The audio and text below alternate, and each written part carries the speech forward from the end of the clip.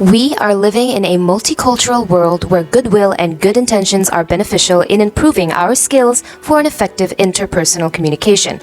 But learning how cultures differ and how these differences influence communication is considered necessary. And that's what we will be discussing in this video: culture and interpersonal communication. The importance of cultural awareness. Culture has a greater impact on human communication than we often think, and it is impossible to communicate effectively if one isn't aware of it. It affects communications in the sense that we learn and adapt new methods of communicating as a result of global demographic shifts. People become more sensitive to cultural differences. Since most countries are economically dependent on one another, our capacity to communicate cross-culturally is important. Technology has enabled us to converse effortlessly across the globe while being exposed to different cultures. Finally, culture is important because interpersonal competency is culturally specific, which means that what works in one culture may not work in another. The transmission of culture. Transmission of culture comes in three different ways: enculturation, acculturation, and assimilation. Enculturation is a process of cultural adaptation in which people adapt to their surroundings over years of socializing. Acculturation, on the other hand, is a process of cross-cultural adaptation in which people learn a new cultural system in their new host society while maintaining their own cultural identity. And lastly, assimilation is when a person acquires the values, beliefs, and traditions of another group into their own culture. The aim of a cultural perspective. The aim of cultural perspective is to understand how communication works and master its skills. Culture permeates all forms of communication. It's necessary to understand its influences. Consider attitudes toward age. If you were raised in an American culture, you probably grew up in a youth-biased, young is good, old is not so good. If you assume this preference for youth is universal across cultures, you may be in for intercultural difficulties.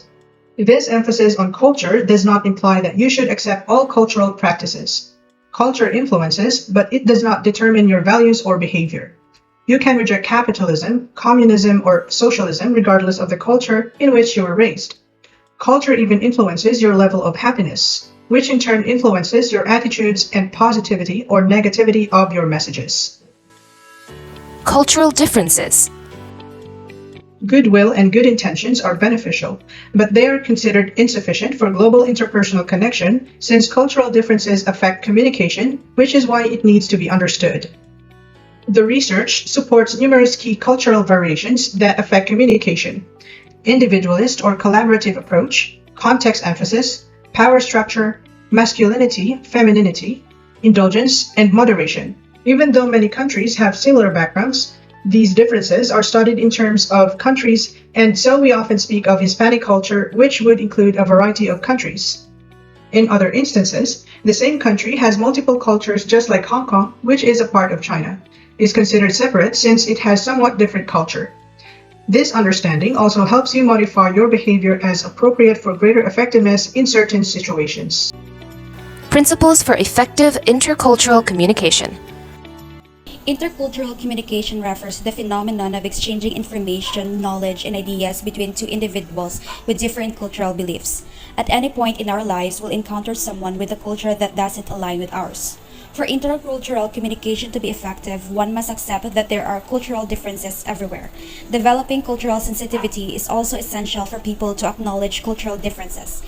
Having cultural sensitivity means showing regard or respect for other people's cultures. Without it, there will be no effective intercultural communication. Intercultural communication is communication between people who have different cultures, beliefs, values, and ways of behaving. Recognize differences. To communicate across cultures, you must be aware of the distinctions between yourself and people from other cultures, as well as the variances within the other cultural group, as well as the countless differences in meaning, dialect, and accent. There are significant variances within each cultural group. People's various communication methods reflect their culture's fundamental ideologies and worldviews. Understanding these underlying principles allows us to see the world from a different perspective. Reduce your ethnocentrism. The tendency to view people and their behaviors through your own cultural filters, frequently as distortions of your own behaviors, is known as ethnocentrism. It is the inclination to regard your own culture's values, beliefs, and actions as superior to those of other cultures, as more positive, logical, and natural.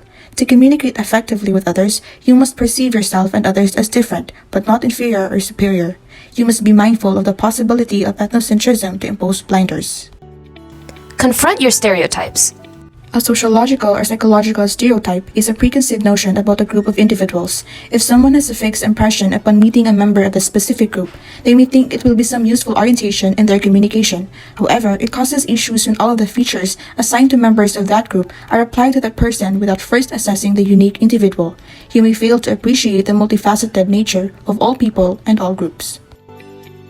Recognize culture shock.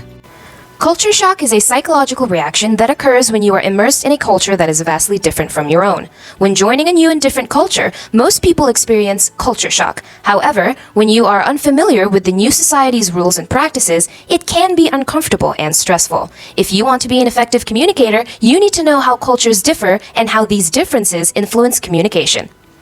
Culture shock may vary from the way people speak or act around you and can range from the biggest gestures to small mannerisms. To cope with the inevitable culture shock, it is recommended that you educate yourself with the host country, develop friendship networks to help you adjust, and/or interact with members of the culture to feel more at ease. Recognizing and understanding cultural differences will also help in managing culture shock. Adjust your communication.